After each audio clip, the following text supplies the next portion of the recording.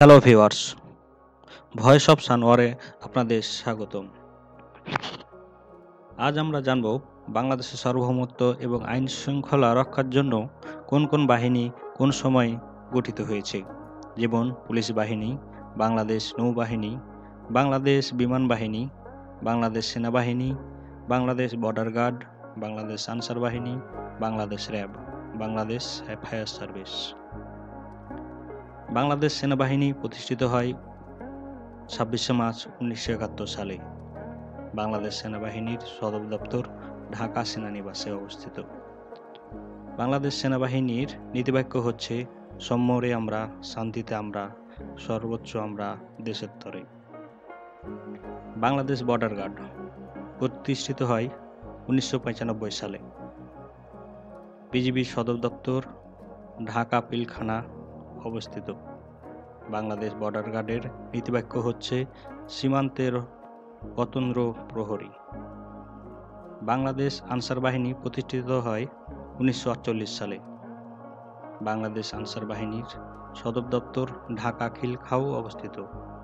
বাংলাদেশ আনসার বাহিনীর নীতিবাক্য হচ্ছে, শান্তি শৃঙ্খলা উন্নয়ন নিরাপত্তায় সর্বত্র আমরা। বাংলাদেশ পুলিশ বাহিনী প্রতিষ্ঠিত হয় 1940 সালে। বাংলাদেশ পুলিশ প্রধান কার্যালয় 6 ফনিক্স রোড, ফুলবাড়িয়া, ঢাকা। বাংলাদেশ পুলিশ বাহিনীর নীতিবাক্য হচ্ছে, শান্তি শৃঙ্খলা নিরাপত্তা প্রগতি।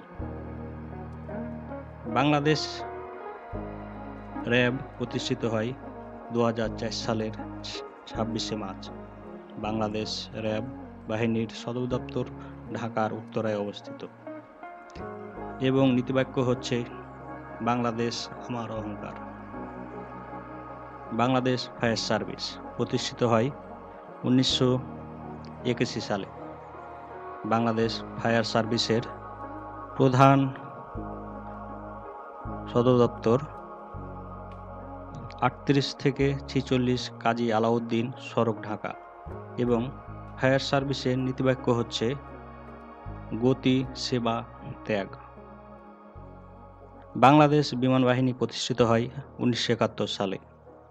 বাংলাদেশের সদর দপ্তর ঢাকা কুর্মিটোলায় অবস্থিত এবং বাংলাদেশ বিমান বাহিনীর নীতিবাক্য হচ্ছে, বাংলার আকাশ রাখিব মুক্ত। বাংলাদেশ নৌবাহিনী প্রতিষ্ঠিত হয় 1971 সালে।